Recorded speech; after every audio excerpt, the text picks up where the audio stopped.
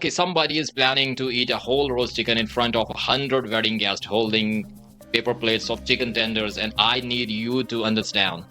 This is not a metaphor. This is a literal bird on a literal table while everyone else gets snacks. Here's the trailer. Couples trying to save money on their wedding. Which respect budgets are real. Cats are getting appetizers, veggie trays, wings, cheese cubes, the whole finger food buffet. Totally normal, totally fine, except the bride wants a full roast chicken dinner for just her and the groom at the head table in front of everybody while the guests eat off toothpicks. Quick one before we start. Comment your honest number 1 to 10. How unhinged is it to serve yourself a whole different meal than your own wedding guests? I'm Faye. Let's analyze the reality of the situation and follow the sequence event by event, exactly as our narrator described it.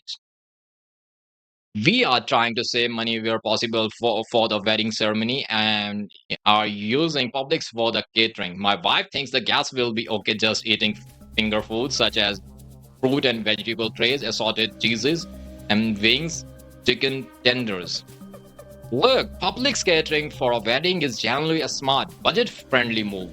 Fruit trays, cheese, wings, tenders, that's a totally solid party spread. Nobody's mad about this part. This is fine. This is normal. Write this down because it's about the only normal part of the story.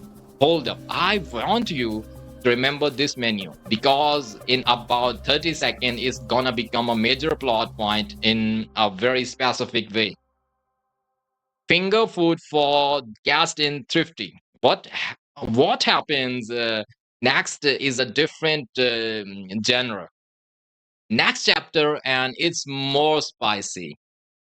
But she knows she will be hungry and won't be satisfied with just those. She wants just her and I to also have a roast chicken at the table. I think some sides too. I think it would be incredibly rude to have an openly much better meal than our guest would have. Us tearing apart a full bird while they munch on tenders. Okay, wait, what? Tearing apart a full bird while they munch on tenders is not a wedding reception. That's a nature documentary. That's animal planet footage. Somewhere David Attenborough is naturing this in his head right now. And here the bride and groom feast while the herd looks on hungry.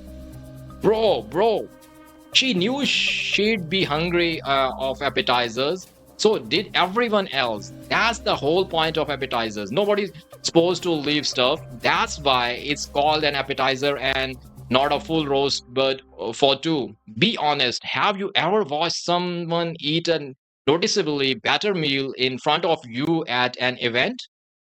Stop it below. Let's keep this train rolling. Conversely, I'd be perfectly fine with just appetizers for everyone, us included. The cost of every table to get a roast chicken would put us at like $30 a plate, according to her, and that's not saving money. Nah, hold on. So the only reason the guests aren't getting roast chicken is money? No preference, not dietary needs, not logistics, money. Which means the plan isn't appetizer or fun casual vibe for everyone. The plan is literally we can't afford to feed you what we are eating, so you get the consolation snacks. That's not a wedding menu decision. That's a class system with a seating chart. There's a VP section and it's a party of two.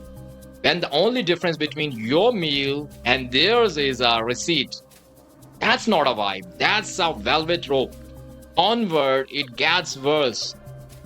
Every decision we make, she justifies them by doing it's our wedding, it's ours, nobody else.